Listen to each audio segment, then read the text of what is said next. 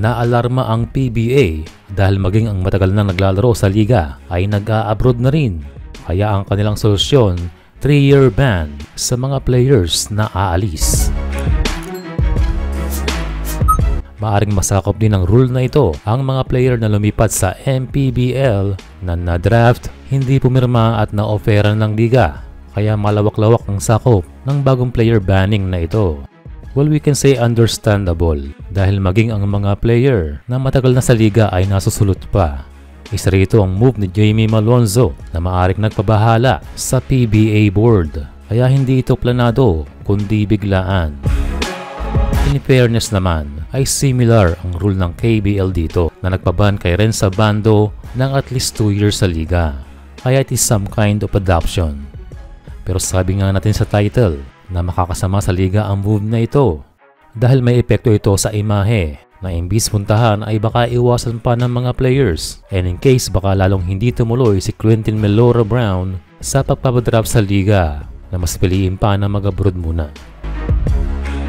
Sa aking pagkakaintindi ay hindi sakop ng rule na ito ang mga Asian quota players na wala pang interaction sa liga. Players like Kai Soto, Carl Tamayo, Kevin Kiambao, Dwight Ramos, AJ Edu at iba pa.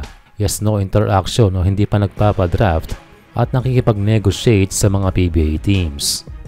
But yes, again, it will hurt the league dahil maaaring hindi ito maging solusyon for the reason na hindi naman mapipigilan ng mga player na tumanggap ng offers sa iba dahil sa laki ng bigay. Kahit 3 years na sila ay hindi mag-PBA ay makakasurvive ang mga yan. Katulad lamang ng 2 taong waiting na Renza Bando.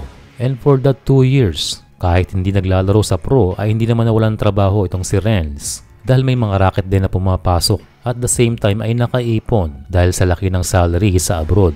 And halimbawa nga itong latest contract ni Abando na sinasabing $195,000 sa darating na season ng KBL na tumataginting na mahigit 11 million na sapat para sa isang player na kahit hindi mag-PBA ng 3 taon. And lalo na kung 3 season ay sobra-sobra pa. Samantalang matagal nang inaawitan ng KBL na si Will Navarro ay tatanggap ng 10.6 million sa darating na season ng KBL. Well, halimbawa lamang yan sa mga big time players dahil hindi naman nila iindahin ang PBA ban. Ang kawawa rito ay mga players na gustong lumipat ng local league like MPBL for a better salary. Gayon din ang mga rookies sa draft. Paano kung mas maganda sa kabila pero mababan ka naman sa pangarap mong liga? But again, rule is a rule. Yan ang dapat mangibabaw at dapat sundin.